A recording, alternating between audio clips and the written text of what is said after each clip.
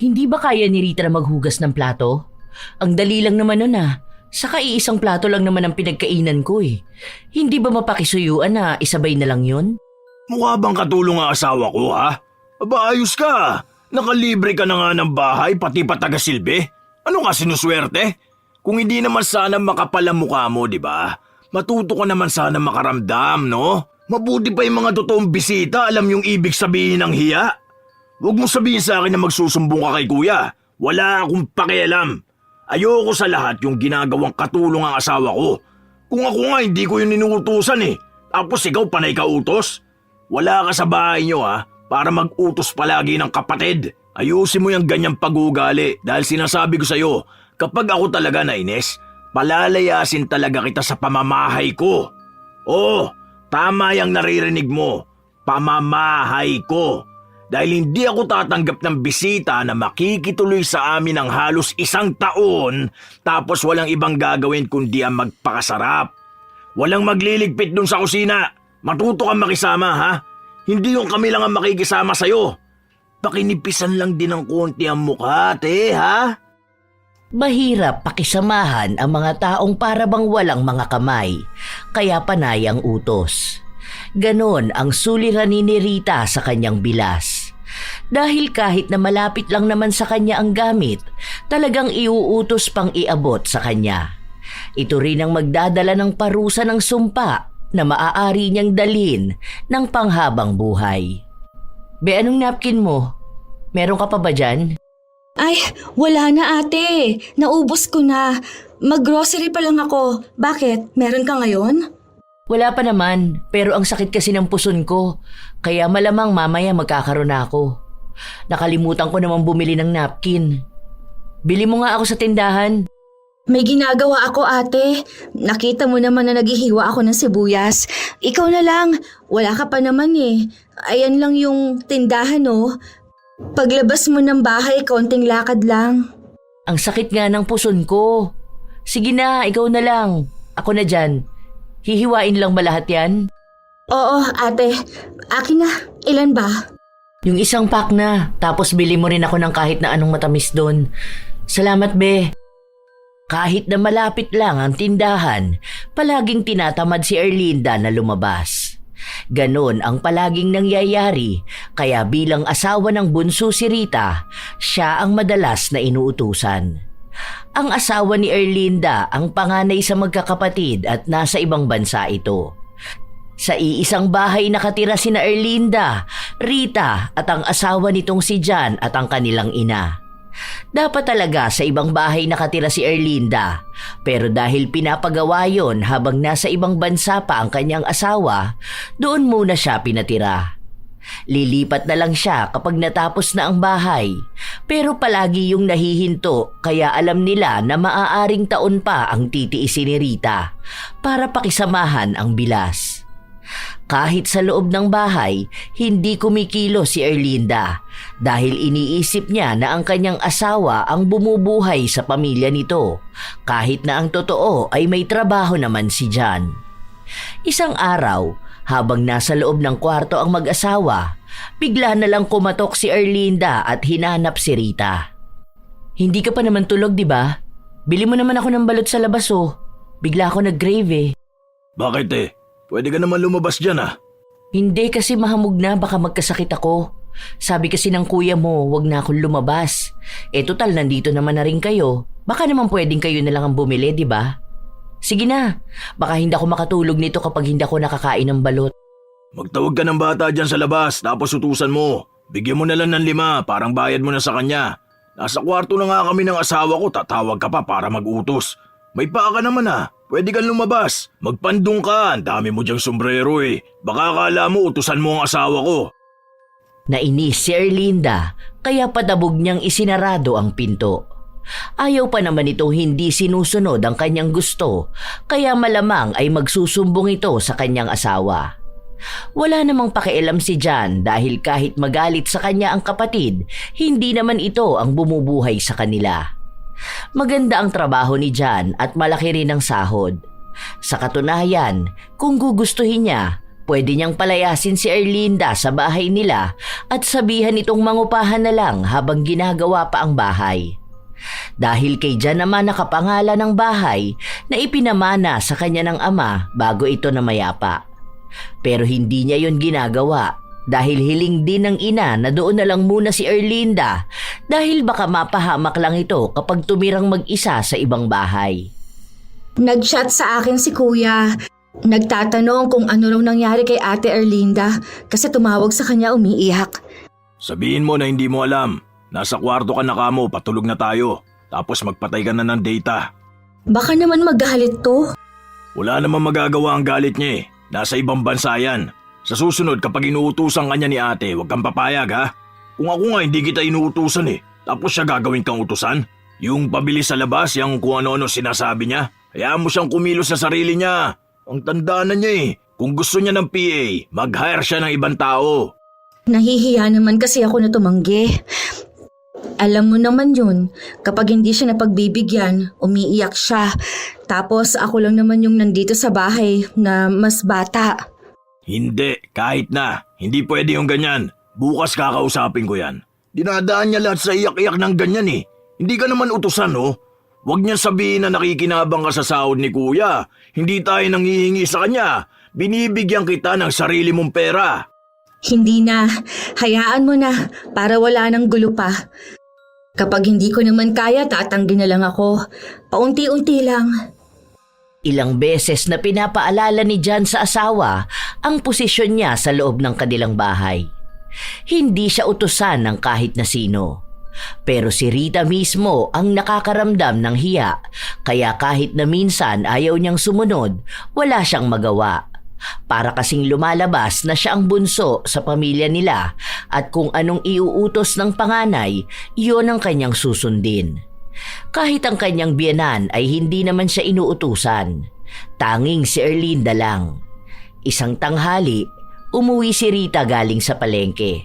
Bumili siya ng pagkain at prutas. Naabutan lang ni Rita ang bilas na nakahiga sa sofa. Para bang tamad na tamad ito. Be, anong binili mo? May apple dyan? Meron naman ate. Iba-ibang prutas to eh. Yung mga pwede ko ring isama sa ipapabaon ko kay Jan. Pagbalat mo naman ako, be. Tapos hiwain mo yung maninipis lang ha. Tapos lagyan mo ng asin. Tapos timplahan mo ako ng juice. Ay, wag na pala. Tubig na lang. Pero yung malamig. Salamat. Ang pinabili mo lang sa akin ate, itong pineapple. Ay, isa pa yan. Sige, pengi din ako niyan. Balatan mo na ha. Yung asin, wag mong kakalimutan kasi mas masarap ang pagkain ng ganyan kapag may asin. Salamat, be. Kuha ka na lang din ng sayo kung gusto mo. Tapos ipagtabi mo rin si mama. Hindi na lang umapila si Rita. Matapos niyang ibigay ang gusto ni Erlinda, may kasunod pa itong utos sa kanya. May pinabibili pa sa tindahan na maasim na pagkain naman. Bumili na muna si Rita bago siya nagtungo sa kusina. Habang nagbabalat siya ng kalabasa, pumasok naman ng kusina ang kanyang bilas.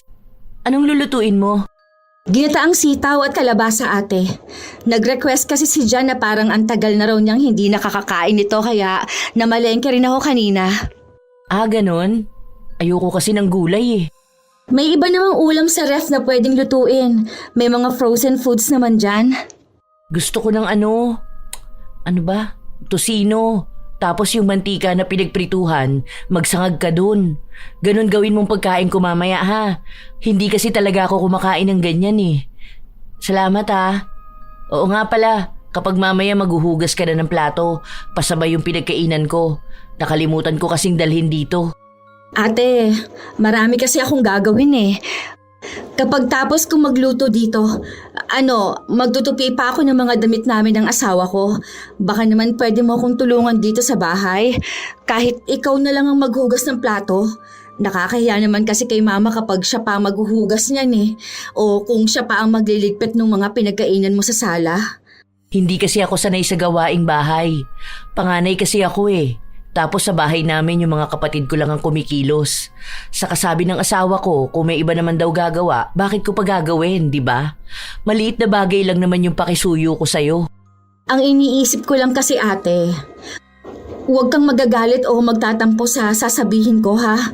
Kasi, tayo-tayo lang naman yung nakatira sa bahay. Tayo sana yung magtulungan. Nakakahiya kasi kay mama. Matanda na siya eh. Tapos kikilos pa siya rito. Okay lang naman kung yung kakaunti lang pero kasi yung parang susundan pa yung mga ginagawa mo. Huwag naman sana ganun ate. Kasi sa totoo lang, kahit ako, marami akong ginagawa. Lalo na nag-aasikaso pa ako ng asawa ko. Kahit sana yung hindi ka nauutusan, di ba? Yung may pagkukusa ka na lang sana.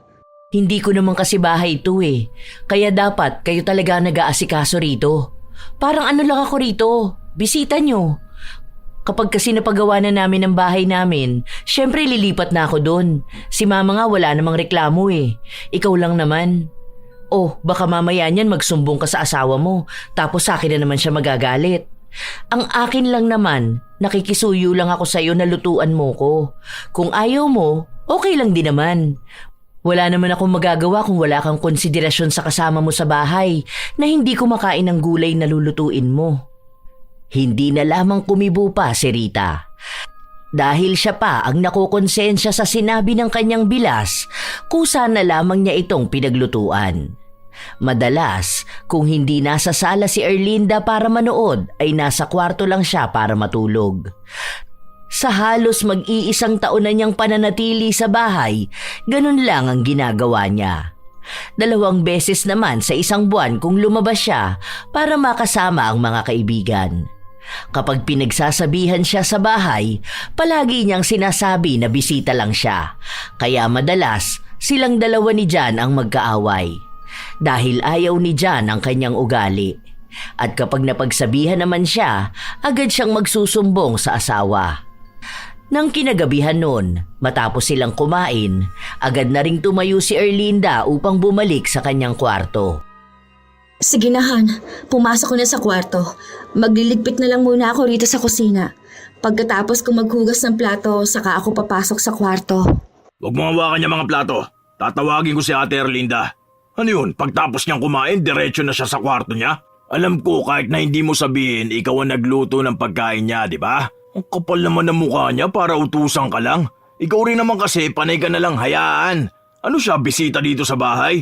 Mag-iisang taon na siya rito. Kung ang bisita nga na magstay sa bahay ng 3 araw, mahihiya na yan eh. Yung iba nga nagtatanong na kung pwede nang sila na maghugas ng pinggan. Ano siya rito sa bahay, prinsesa? Baka gusto niyang palayasin ko siya. Han, ano ka ba? Baka mamaya makabuo na naman ng gulo yung pinagsasasabi mo. Hayaan mo na lang si ate. Hindi pwede na palagi na lang siyang hahayaan. Kaya nasasana yan eh. Ang akala niya kasi lahat susunod sa kanya. Kung gusto niya, doon siya sa bahay nila. Para at least doon pamilya niyang uutusan niya. Naiinis ako sa inaasta niyang ganyan eh. Ikaw naman panay ka hayaan. Ngayon tuloy ikaw ang nahihirapan kasusunod sa kanya. Kahit na anong pigil ni Rita sa kanyang asawa, hindi pa rin ito nagpaawat para puntahan ang asawa ng kapatid. Ilang beses pa siyang kumatok sa pinto nito bago siya pinagbuksan. Bakit? Anong meron? Matutulog na ako. Matutulog ka na? Anong tingin mo doon sa mga pinagkainan mo ha? Ano kami rito, katulong mo? Ay, bakit naman nagagalit ka na agad? Masama raw na naguhugas ng plato ang mga bisita. Malas daw yun sa bahay. Alam mo kung anong malas sa bahay na to? Ikaw yun. Anong pinagsasasabi mong bisita? Nakikitira ka talaga sa bahay namin. Kaya tigilan mo ako dyan sa kaartihan mong yan. Hindi ba kaya ni Rita na maghugas ng plato? Ang dali lang naman nun ah. Saka iisang plato lang naman ang pinagkainan ko eh. Hindi ba mapakisuyuan na isabay na lang yun? Mukha bang katulong ang asawa ko ha? Aba ayos ka. Nakalibre ka na nga ng bahay pati pa taga-silbi. Ano ka sinuswerte? Kung hindi naman sana makapal ang mukha mo, di ba? Matuto ka naman sana makaramdam, no? Mabuti pa yung mga totoong bisita, alam yung ibig sabihin ng hiya. Huwag mo sabihin sa akin na magsusumbong ka kay kuya. Wala akong pakialam. Ayoko sa lahat yung ginagawang katulong ang asawa ko. Kung ako nga, hindi ko yun inuutusan eh. Tapos ikaw panay ka utos. Wala ka sa bahay nyo ha, para mag-utos palagi ng kapatid. Ayusin mo yung ganyang pag-ugali dahil sinasabi ko sa'yo, kapag ako talaga nainis, palalayasin talaga kita sa pamamahay ko. Oo, tama yung naririnig mo. Pamamahay ko. Dahil hindi ako tatanggap ng bisita na makikituloy sa amin ng halos 1 taon tapos walang ibang gagawin kundi ang magpakasarap. Walang magliligpit dun sa kusina. Matuto kang makisama, ha? Hindi yung kami lang ang makikisama sa'yo. Pakinipisan lang din ng konti ang mukha, ate, ha? Hindi na naghintay pa si John na makarinig pa ng kahit na anong tugon mula sa kanyang hipag. Pumasok na rin agad siya sa kanilang kwarto kasama ang asawa. Noong una, gusto pa sana ni Rita na lumabas para siya na ang maglinis sa kusina dahil baka mamaya umiyak na naman ang kanyang bilas sa asawa nito. Pero naging matigas si John dahil gusto niyang turuan ng leksyon si Erlinda. Hindi raw ito dapat nagbubuhay prinsesa sa bahay ng iba. Kung sakali nga raw na ibang tao ang matutuluyan niya, baka 1 linggo pa lang siyang nakikituloy ay magagalit na sa kanya. Sino ba namang magtitiis na makasama ang tao na tamad na nga ay palautos pa? Muli rin siyang pinagsabihan ng asawa na huwag niyang sanayin si Erlinda na palagi siyang sundin. Matuto naman daw siyang tumanggi. Sa paglipas ng ilang araw, hindi naman nag-utos si Erlinda pero kasabay naman nun ay ang hindi niya pagpansin sa mag-asawa. Para silang nakatira sa iisang bahay na hindi sila magkakakilala. Hindi sanay si Rita sa ganon kaya siya na lang ang nakipagbati kahit na hindi naman siya ang may kasalanan. Baka may masabi na naman sa akin ang asawa mo. Alam mo naman yun, di ba? Kung ano-ano na namang paninira ang ibabato nun sa akin. Kung ako sa'yo, kausapin mo siya. Kasi ang pangit naman tingnan na inaaway niya ang asawa ng kapatid niya. Oh, yung asawa ko ba inaaway ka? Hindi naman, di ba? Mabait naman sa'yo ang asawa ko. Ang hirap kasi diyan kay Jan, kapag pagod sa trabaho, parang humahanap ng ibang tao na pagbubuntunan niya ng inis. Nagsasabi lang naman siya ng napapansin niya, ate. Kung medyo nahihirapan ka mag-adjust kasi nga ang sabi mo sa bahay niyo na ikaw nga ang nag-uutos. Pero kasi dito, pare-pareho na tayong matatanda. Oh, tingnan mo. Makikipag-ayos ka pa sa akin kunwari. Ganyan naman ang ugali mo.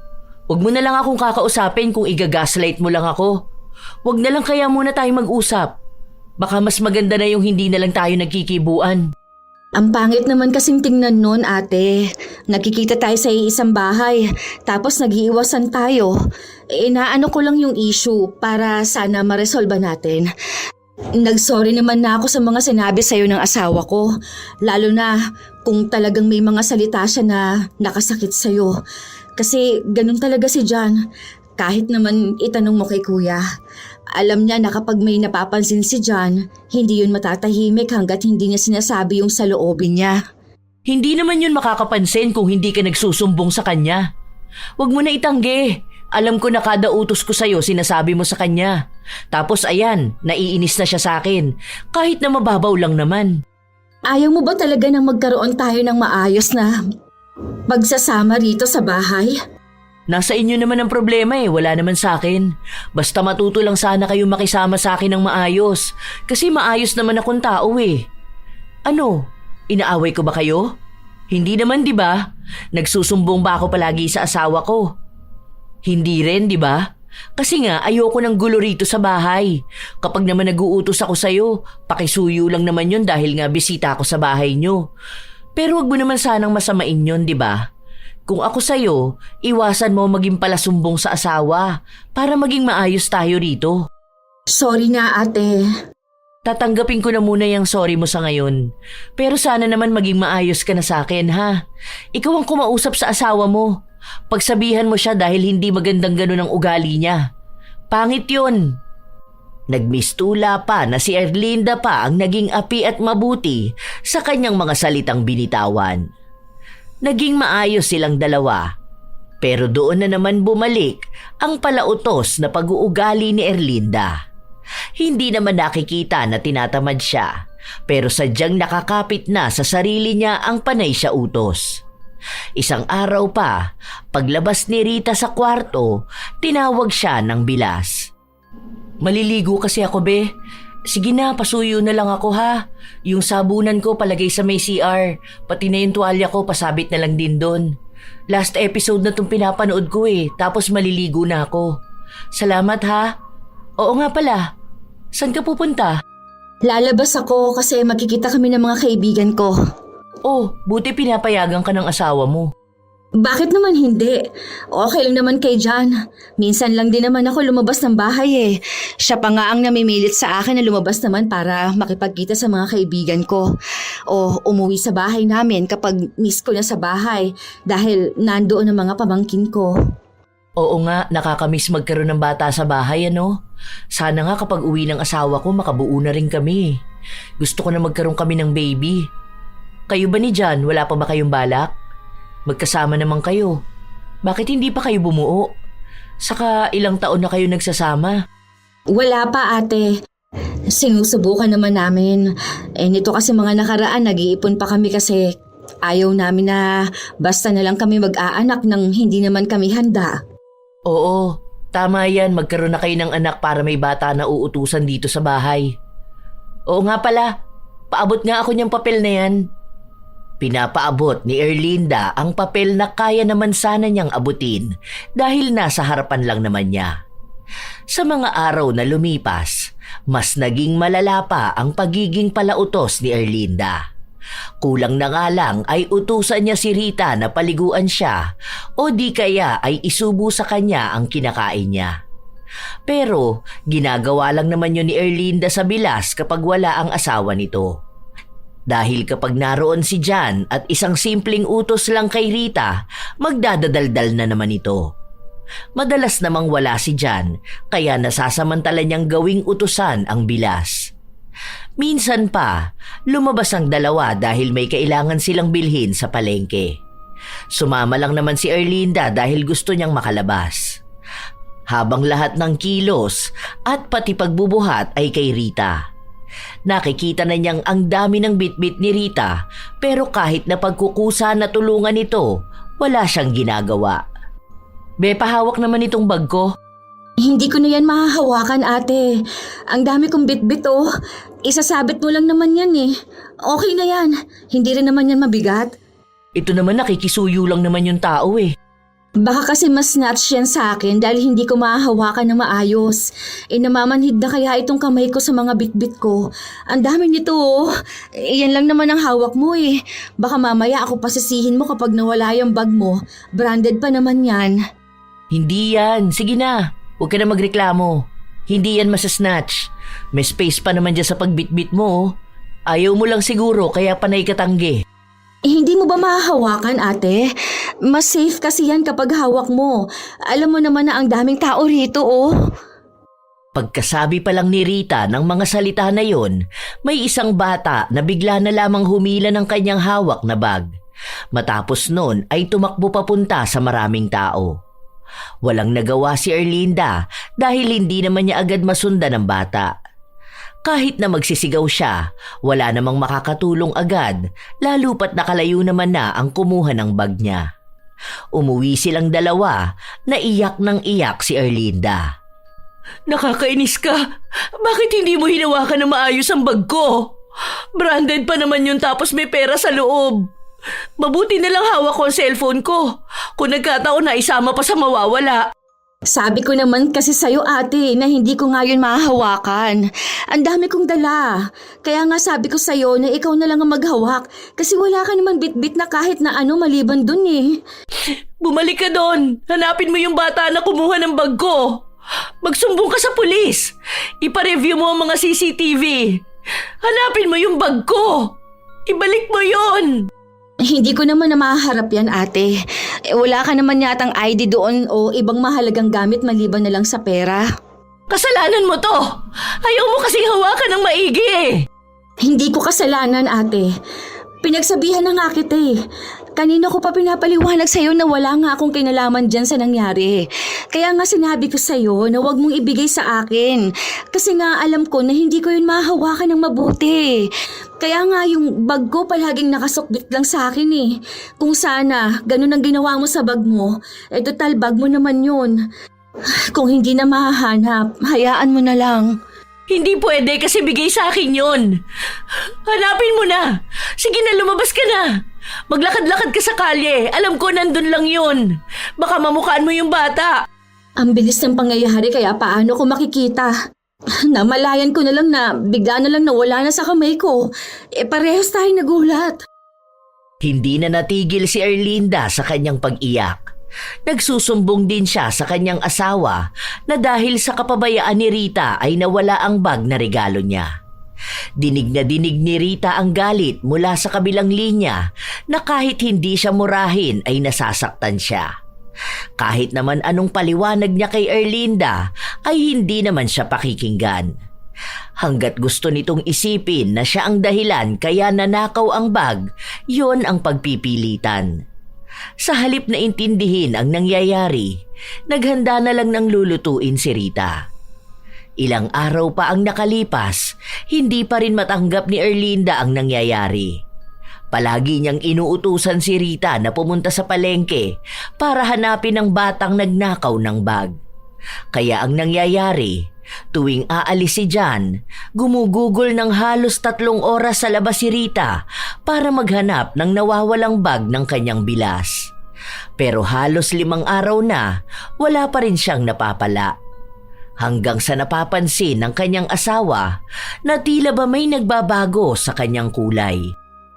Teka, madalas ka ba sa labas? Bakit? Amoy araw ba ako palagi kapag umuwi ka? Araw-araw akong naliligo.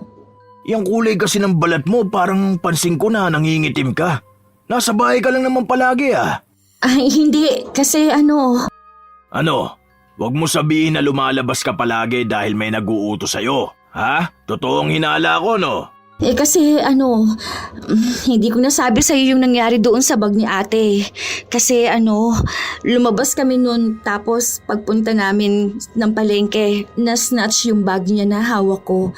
Ngayon, hinahanap ko yung magnanakaw. Ano? Bakit ikaw may hawak ng bag niya? Kung hindi naman talaga sagad-sagaran ang kakapalan ng mukha ng babaeng yan no? Ano ka rin naman? Hindi bang sabi ko sa'yo na huwag mong susundin ang utos ng babaeng yon? Naiinis na talaga ako! Kasi naman iyak siya ng iyak Tapos kinukulit niya pa ako palagi na hanapin nga yung bag niya. Para sana matahimik na lang siya. Tingin mo ba makikita mo pa ang bag niya sa lawak ng lugar natin? Kung hindi ba naman kasi tangay ang asawa ng kuya ko, bakit niya ipapahawak sa ibang bag niya? Kung ayaw niya na may binibitbit siya, sana hindi siya nagdala ng bag, di ba? Huwag ka na magalit, Han. Baka mamaya awahin mo na naman siya. Tapos umiyak na naman yon at magtatampo. Hindi na naman tayo pansinin. Wala akong pakialam sa kanya. Pinagbibigyan kasi palagi kaya namimihasa. Pati si mama ganyan din katulad mo Hinahayaan nyo lang na utusan kayo ng taong wala namang ambag dito sa bahay.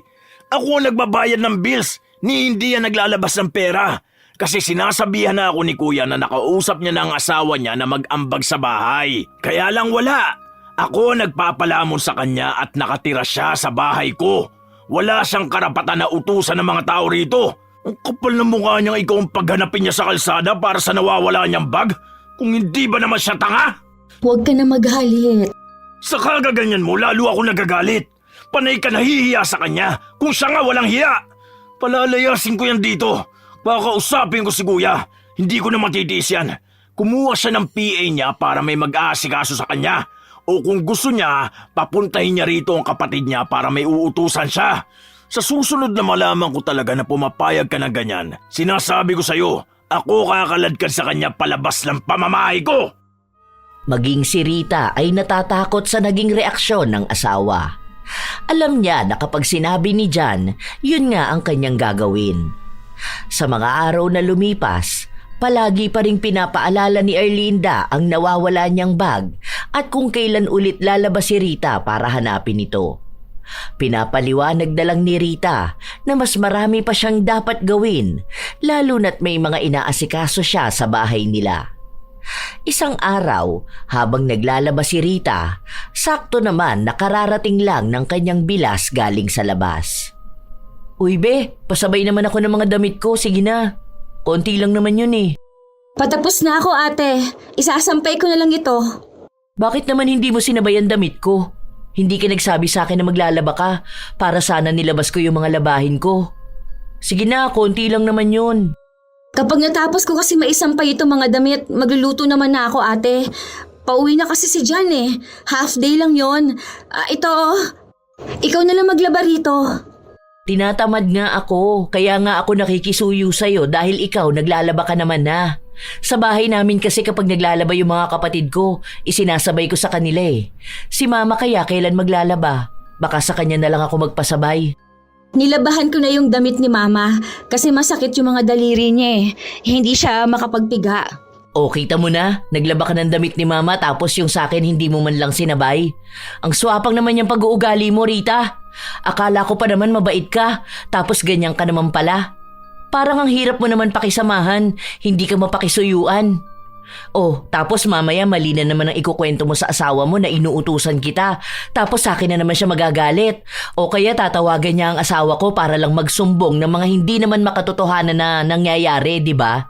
Hindi naman sa ganon, ate. Kasi sinabi ko rin naman sa'yo na hindi ko na nga maisasabay kasi nga tapos na ako. Kung gusto mo, magpa-laundry ka na lang o kaya magpalaba ka dyan kay Ate Susan, no?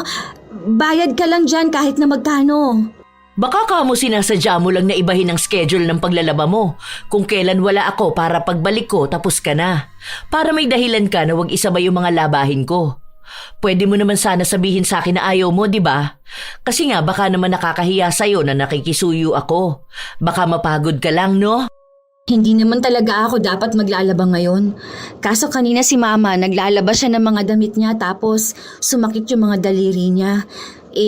Nakasalang na yung damit kaya sabi ko, ako na lang magtutuloy tapos isanabay ko na yung mga damit namin ng asawa ko. Wala ka rin naman dito eh. Hindi ko naman alam na may labahin ka pala. Sus! Magdadahilan ka pa eh. Iisa lang naman ang ibig sabihin yan. Ayaw mo lang talaga. Kasi kung gusto mo naman, okay lang sa'yo kahit natapos ka na, tapos ihahabol mo yung mga damit ko. Kaso hindi ka naman makaramdam sa mga sinasabi ko sa'yo eh. Dapat, nung nalaman mo na may mga damit din ako na hindi pa nalalaban, ikaw na lang ang magkusa na magpresentang laban mo na. Alam mo, hindi nakakabuti sa isang tao ang maging tamad, sa totoo lang ha. Kasi sa amin talaga, sa bahay, kapag tamad yung mga kapatid ko, naku, makakatikim talaga sila sa akin. Hindi mo naman ako pwedeng saktan, ate. Hindi mo naman ako kapatid. Yung asawa lang natin ang magkapatid. Hindi ba? Nagsasabi lang ako sa'yo. Yan tayo eh. Bigla mo na naman isisingit ang asawa mo.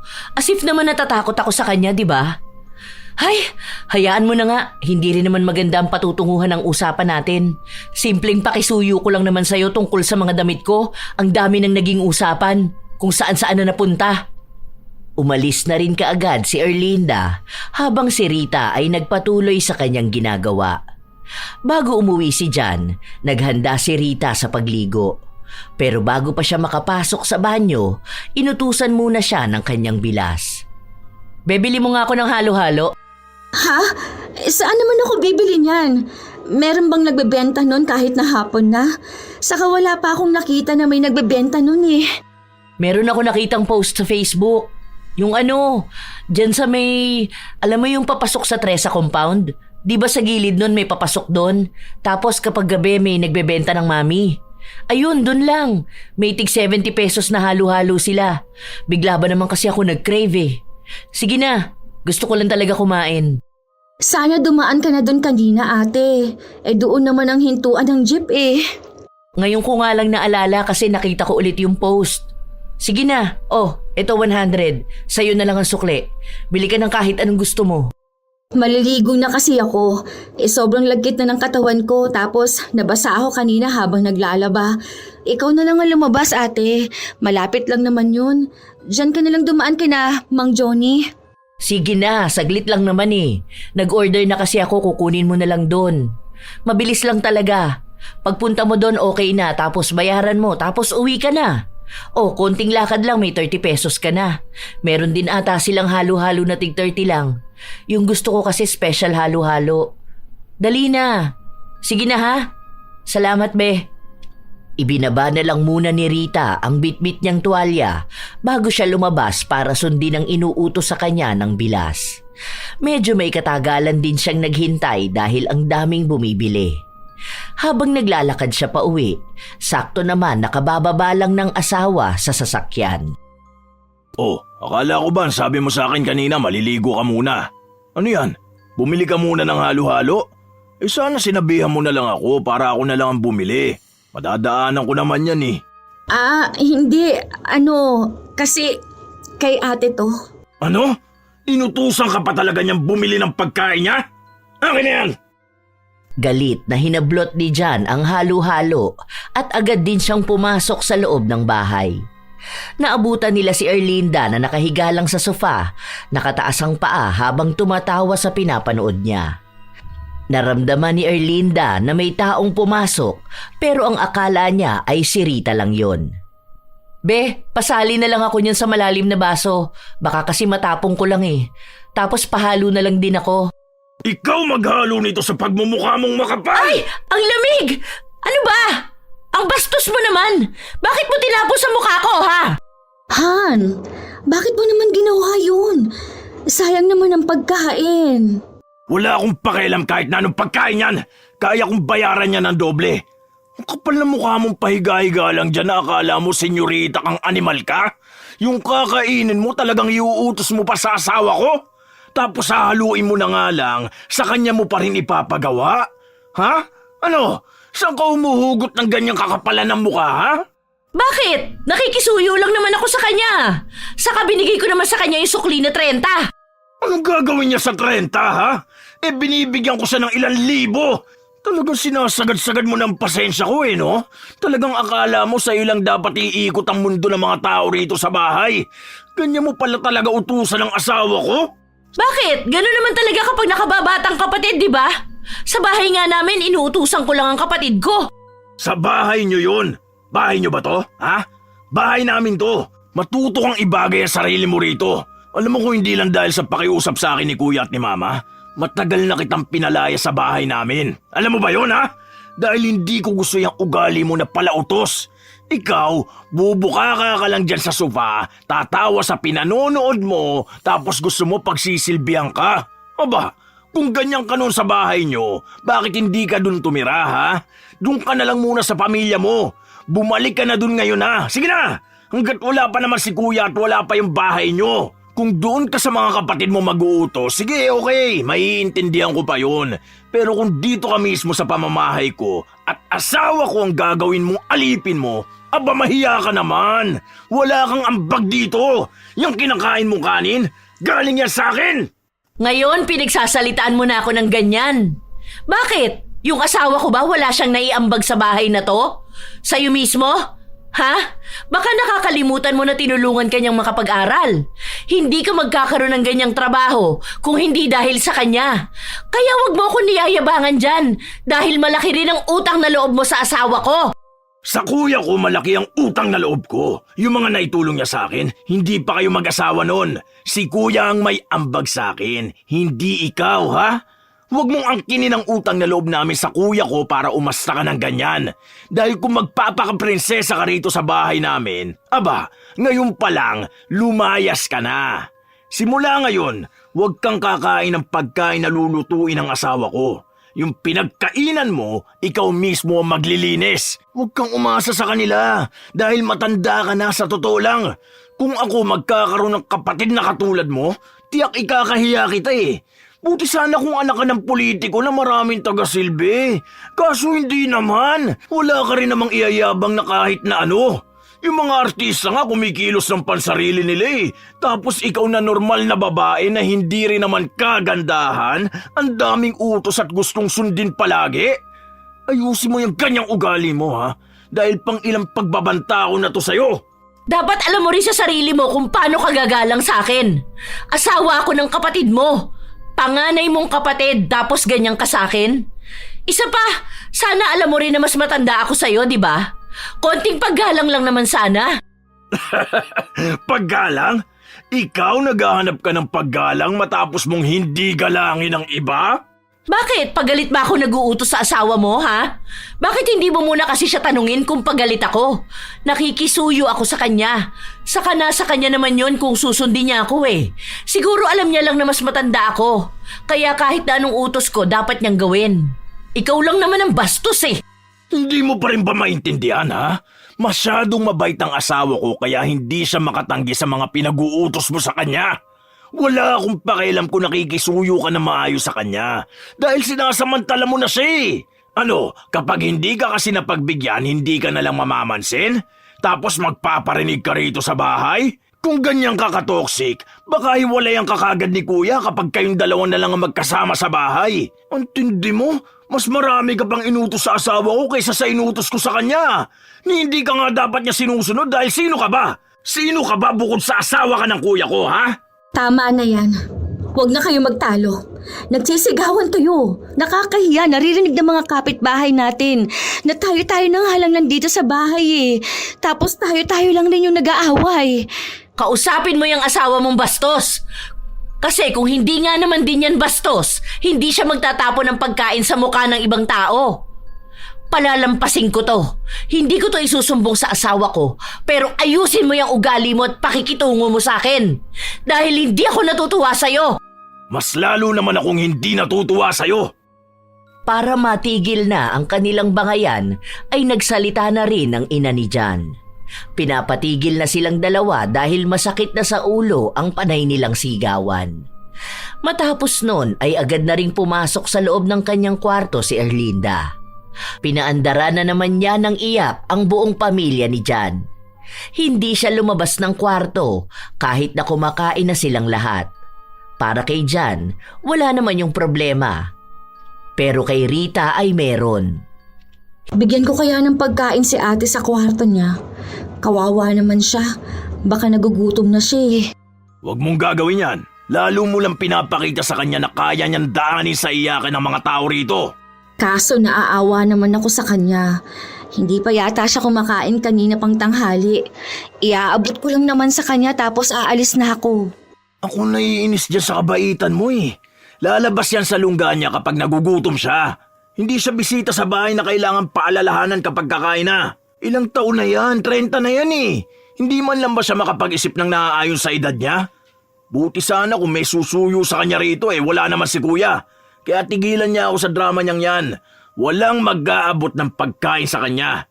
Kung hindi siya kikilos para sa sarili niya, hayaan mo magutom. Paano ba yan pag magkasama na sila ni kuya? Ano, si kuya lang ang magsisilbi sa kanya? Kapal ng mukha. Hindi talaga natitigil si Jan na maglabas ng kanyang saloobin. Para hindi na lang din sila magkaroon ng away na mag-asawa, hinayaan na lamang ni Rita si Erlinda. Kinabukasan, hindi pa rin lumalabas ng kwarto ang bilas. Lumabas lang ito matapos na marinig ang sasakyan ni Jan na umalis na. Hindi siya namamansin. Hindi kinikibo pati ang biyanan. Para bang naghihintay siya na may humingi ng tawad sa kanya. Ate, may pagkain na dun sa kusina ha. Kumain ka na lang kapag nagugutom ka. Hindi na. Baka mamaya isumbat pa sa akin ng asawa mo ang kakainin ko. Okay lang ako magtiis sa gutom dito. Kapag nagkasakit ako, siya na lang ang managot.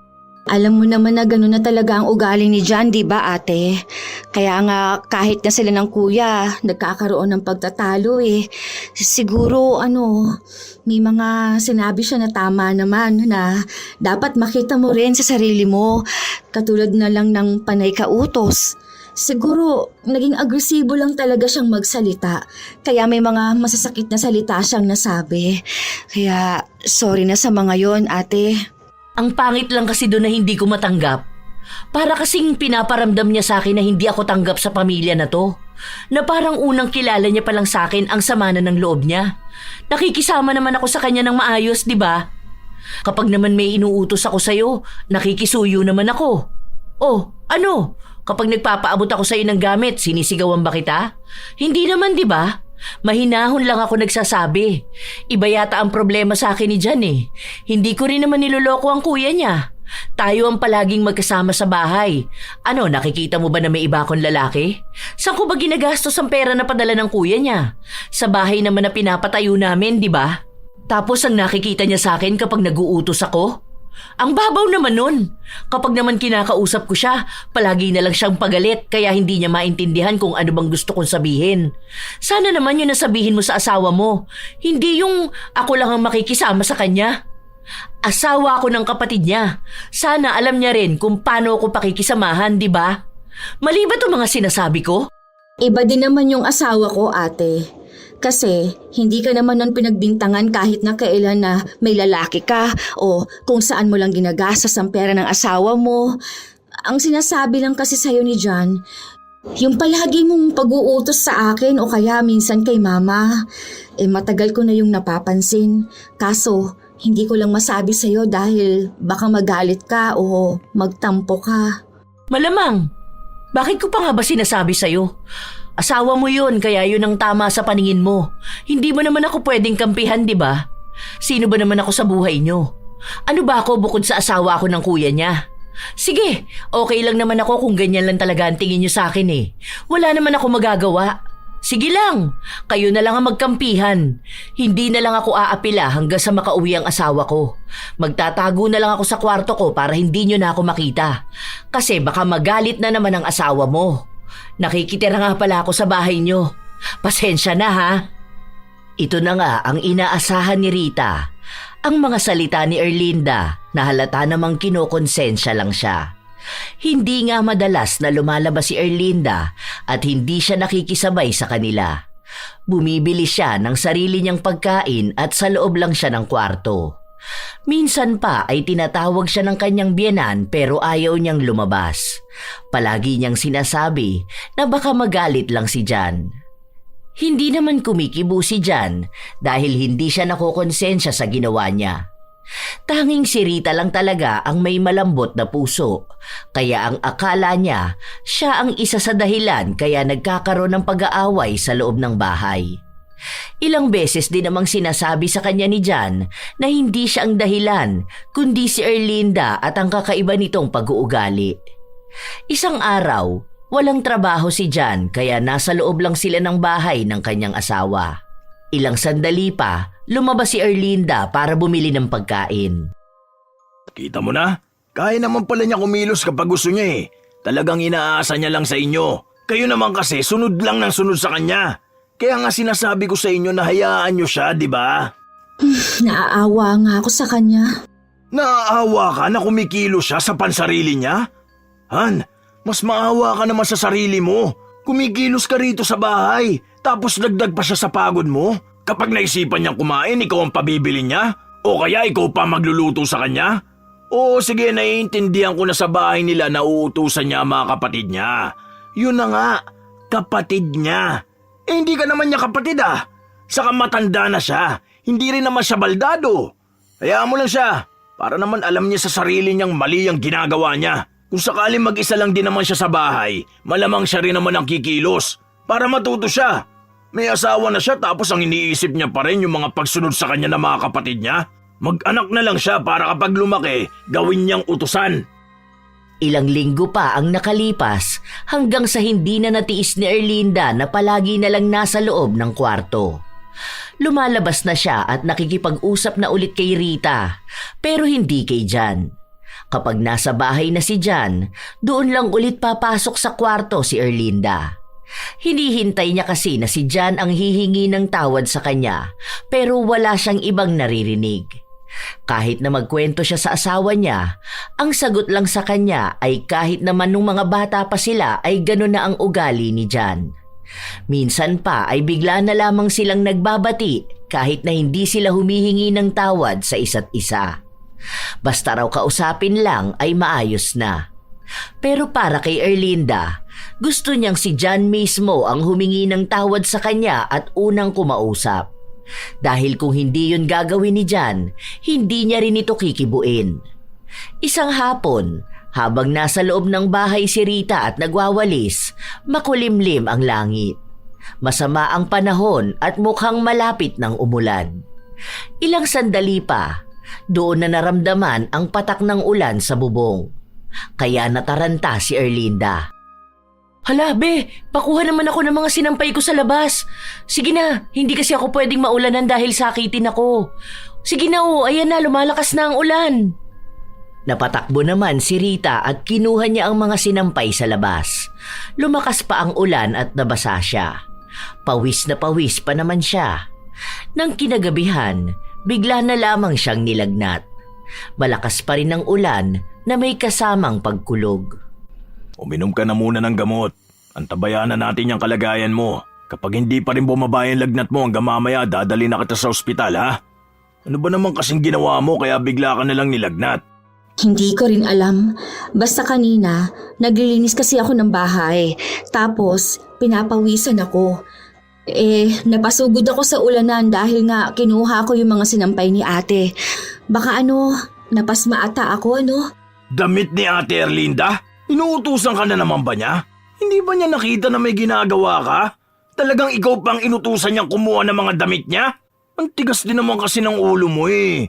Alam mo na nga na pinapawisan ka, nagpakabasa ka pa.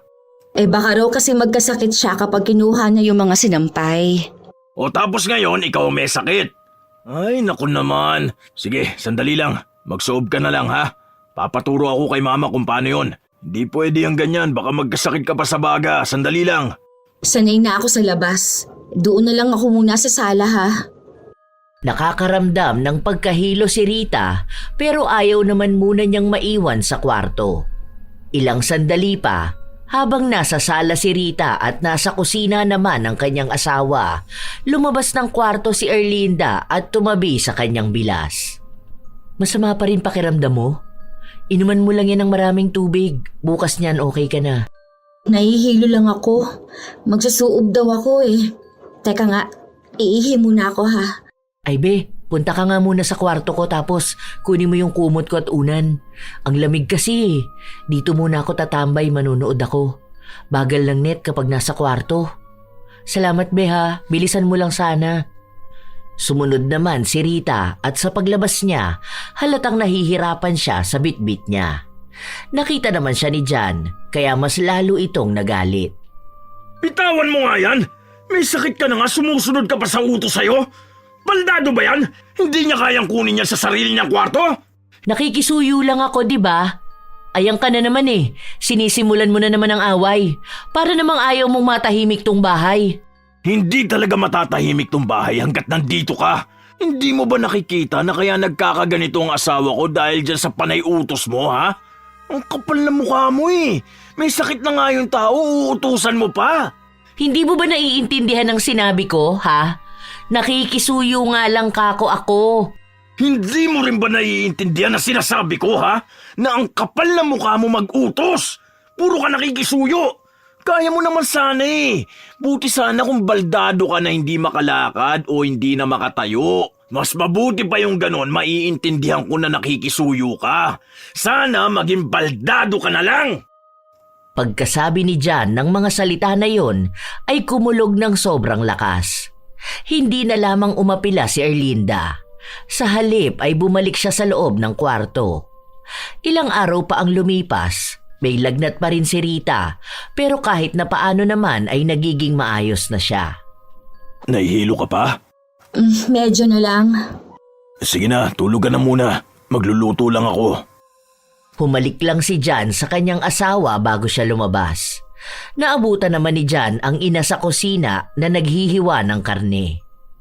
Ako na dyan, ma. Magpahinga ka na lang din muna. Baka sumakit na naman yung mga daliri mo eh. Wala naman akong pasok kaya ako na lang dito sa kusina.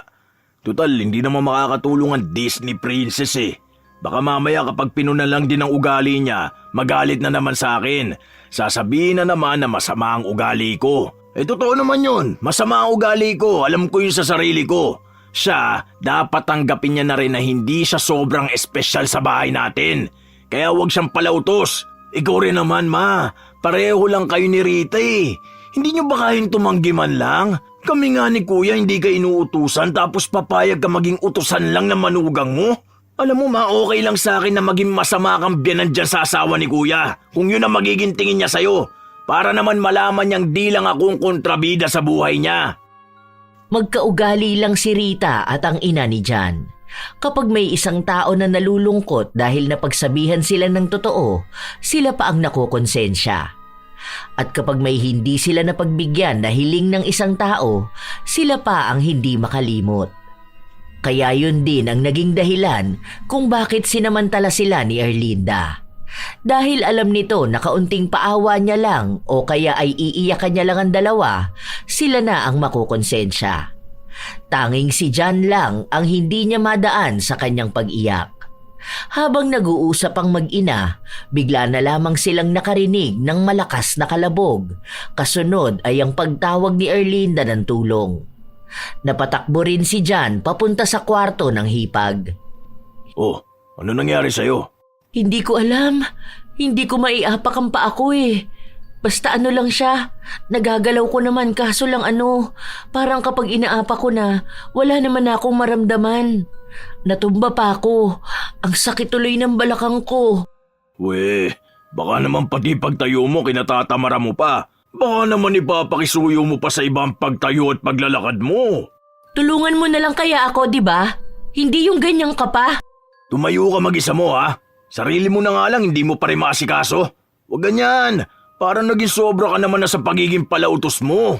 Hindi nga ako nagbibiro. Noong una, wala sanang balak si John na tulungan ang asawa ng kapatid. Pero sinubukan niya kung nagsasabi ito ng totoo. Hanggang sa maitayo niya si Erlinda, pero nang bitawan niya ito, bumagsak ulit ito sa sahig. Dahil sa nangyayari, dinala siya sa ospital. Kahit na malakas ang ulan, sinamahan pa rin ni John ang hipag. Pero pagdating nila sa ospital, wala rin namang ginawa sa kanya. Naigagalaw naman niya ang kanyang paa. Wala ring masakit. Walang kakaiba maliban na lang sa wala siyang lakas kapag tatayo. Umuwi silang walang napala. Pagkarating sa bahay, inalalayan na lang ni John si Erlinda. Naabutan din naman nila sa sala ang dalawa pa nilang kasama. Ano na nangyari kay ate? Okay na raw ba? Nagbigay ba ng gamot o ano? Wala naman daw kakaiba. Hindi naman daw malambot yung buto niya. Tapos wala namang masakit sa kanya.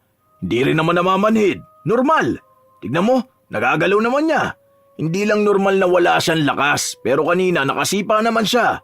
Ewan ko sa kanya, baka sa sobrang tamad niyang magkikilos, sumuko na lang ang paa niyang tumayo kasama siya. Alam mo na nga ang nangyayari sa akin. Parang pinagtatawanan mo pa ako. Han, wag naman ganun. Baka mamaya may ibang sakit si ate, di ba? Dinala mo na lang sana siya sa ibang ospital. Paano niya ako dadalhin sa ibang ospital nagagalit nga siya sa akin. Habang nasa biyahe kami kanina kung ano-anong pinagsasasabi niya sa akin. Uy, ano na naman yung paawa mo dyan? Baka mamaya isipin nilang kung ano-ano nga talagang pinagsasabi ko sa'yo ha. Umayos ka dyan. Ang sinabi ko lang sa'yo kanina kung sana naglalakad-lakad ka rin at hindi pa naiutos, baka nakapag-exercise yung paa mo. Kung makaya ka naman dyan, akala mo inapi talaga kita. Yun lang naman ang sinabi ko. Hindi kita madala sa ibang ospital. Siguro naman nakita mo na baha at sobrang traffic, di ba? Baka mas stranded pa tayo kung ipipilit natin. Hindi naman masakit ka mo. Wala ka naman ibang nararamdaman. Hintayin mo na lang bukas. Baka pwede ka na ulit makapaglakad. Ayan, may 1-day free trial ka para pwede mong utusan ng lahat ng tao dito sa bahay. Dahil talagang hindi ka na makapaglakad, di ba? Wala nang ibang nagawa pa si Erlinda kundi ang umiyak. Naiinis na rin siya sa panunukso sa kanya ni John. Pero makalipas pa ang ilan pang mga araw, wala pa ring nagbabago sa kanyang karamdaman. Galing na sila sa ibang ospital pero wala pa ring makitang sakit. Iisa lang din ang sinabi sa kanya, katulad lang sa unang ospital na napuntahan nila. Ilang linggo pa ang nakalipas, lagi na lang nakaupo si Erlinda. Kailangan pang may tutulong sa kanya para makapunta sa kung saan, kahit na sa banyo. Kaya madalas, kapag may ginagawa si Rita o ang biyenan, pigil na pigil siya sa kanyang ihi. Doon niya lang din naramdaman na parang wala na siyang silbi. Isang hapon, kailangan niyang magpunta sa banyo pero wala ang biyenan niya. Lumabas ito. Habang si Rita naman ay naglilikom ng damit sa labas. Para makapunta ng banyo, pinilit ni Erlinda na tumayo pero bumagsak lang din siya. Ang ginawa niya ay gumapang na lang siya palabas. Naaawa na rin siya maging sa kanyang sarili. Paanong kahit ang pagpunta lang dapat sa banyo ay hindi niya magawa? May saklay naman siya kung tutuusin pero hindi niya ito ginagamit. Nahihirapan siya. Habang gumagapang siya papunta sa banyo, hindi na niya napigilan ang sarili. Nakadumi na siya at kumalat na ito sa sahig kung saan siya gumagapang.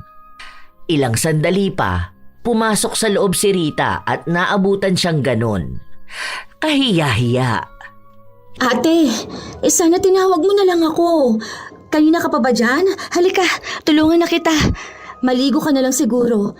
May saklay ka naman ate. Andoon lang yun sa tabi ng higaan mo. Bakit? Hirap ka pa rin bang gamitin? Hindi na nakapagsalita pa si Erlinda. Hindi siya makakibo dahil unang beses sa buhay niyang mapahiya siya ng ganon kalala.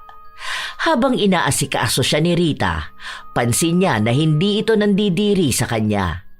Kahit na hindi siya magsalita at mag-utos, kusang gumagalaw at tumutulong sa kanya ang bilas.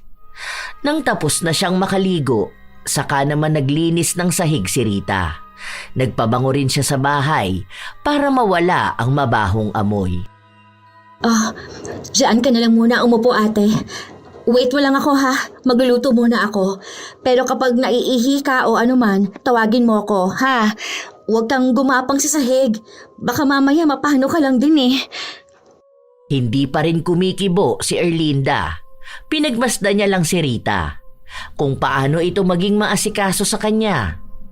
Pagdating din ng kanyang biyenan, tinulungan din siya nito. Doon niya lang unti-unting napagtanto na swerte siya sa pamilya niyang ito. Dahil kahit na paano ay hindi siya tinakwil kahit na wala naman siyang pakinabang. Doon niya naramdaman na tama nga ang mga sinabi sa kanya ni Jan, na hindi naman talaga siya kailangan sa bahay na yon dahil lahat ng nakatira na kasama niya ay kayang kumilos para sa sarili nila.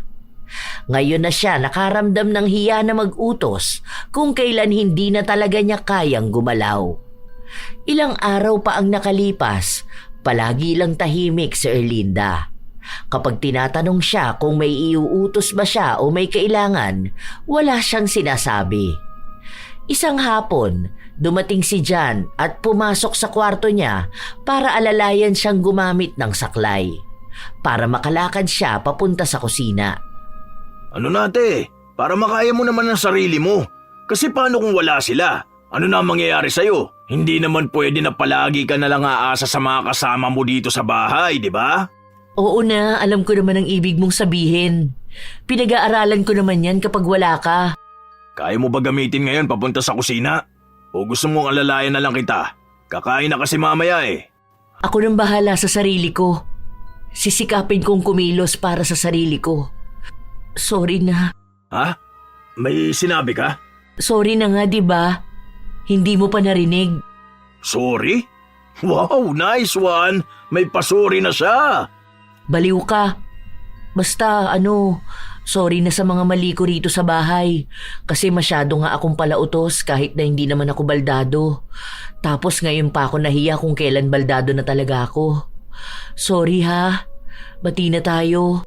Nice! Yan ang gusto kong marinig mula sa'yo. Akala ko pa naman masaya ka na kasi pwede ka na talaga mag-utos at may dahilan ka na. Okay lang yan, te. Hindi ba nakwento sa'yo ni Kuya na dati kapag tapos namin mag-away, kinabukasan lang bati na kami? Nasabi na niya sa akin yun. Kapag nagalit ka raw ngayon, bukas okay ka na. Pero sa atin kasi, ang dami na nating pagtatalo. Kaya nagsorry na ako. Bati na tayo ha. Sorry na rin kay Rita dahil palagi ko siyang inuutusan. Kasi naman, totoo naman na sa bahay namin may maliit akong kapatid na utusan ko. Kapag gusto ko ng pagkain, papabilin ko sila sa labas. Sila rin yung nag-aabot sa akin ng gamit kahit na malapit lang naman.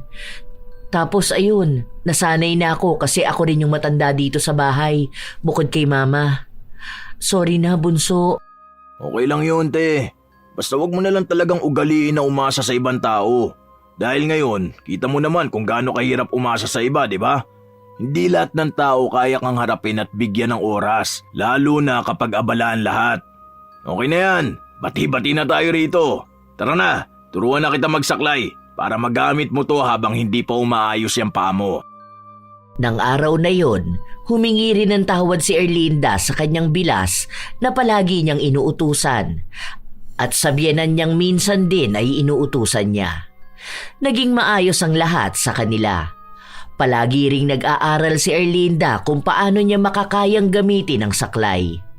Sa paglipas ng mga buwan, unti-unti na ring nagkakaroon ng pagbabago kay Erlinda.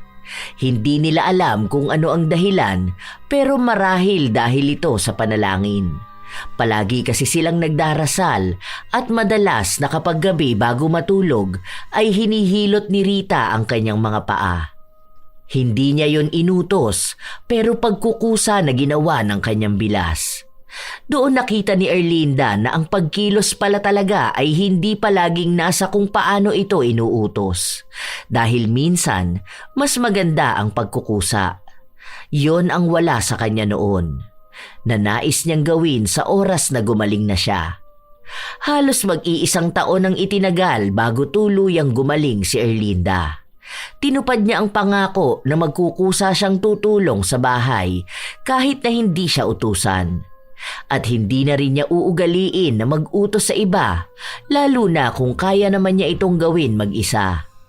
Naging maayos silang lahat. Hindi na rin sila nagtatalo ni Jan kahit na mainitin ang ulo nito dahil kilala na niya ang ugali ng bayaw. Isang araw, habang naghahanda ng iluluto si Erlinda, pumasok sa kwarto si Rita. Ate, pwede ba kitang utusan? Ano ba naman yung sinabi mo? Natawa naman ako sa'yo. Ano bang iuutos mo? Ako na dyan. Yung mga sinampay kasi sa labas kung okay lang na palagyan ng sipit. Baka kasi tangayin ng hangin eh. Ngayon na ba? Oo, sana ate. Kung okay lang naman sa'yo. Pasuyo na lang. Salamat. Ginagamit mo na ang mga linya ko O sige, wait lang. Ikaw na to ha? Sa katunayan, hindi naman talaga basta utos ang ginawa ni Rita dahil may parating na sorpresa para kay Erlinda. Paglabas niya, nakita niya ang kanyang asawa na umuwi na. Sobrang saya ni Erlinda dahil ang akala niya ay sa susunod na taon pa ulit sila magkikita ng kanyang asawa. Doon, nagkaroon na ulit ng panibagong kulay ang kanilang bahay. Sa pagsasama ulit ng magkakapatid, naging mas masaya na dahil wala na ang lihim nilang galit at inis sa isa't isa. Minsan talaga, may mga tao na palautos. Tipong kahit kaunting unat na lamang ng mga braso at maaabot na nila, pero mas pinipili pa rin nilang iutos ito sa iba. Para bang natural na sa kanila ang mag-utos kahit sa mga bagay na kaya naman nilang gawin ng mag-isa.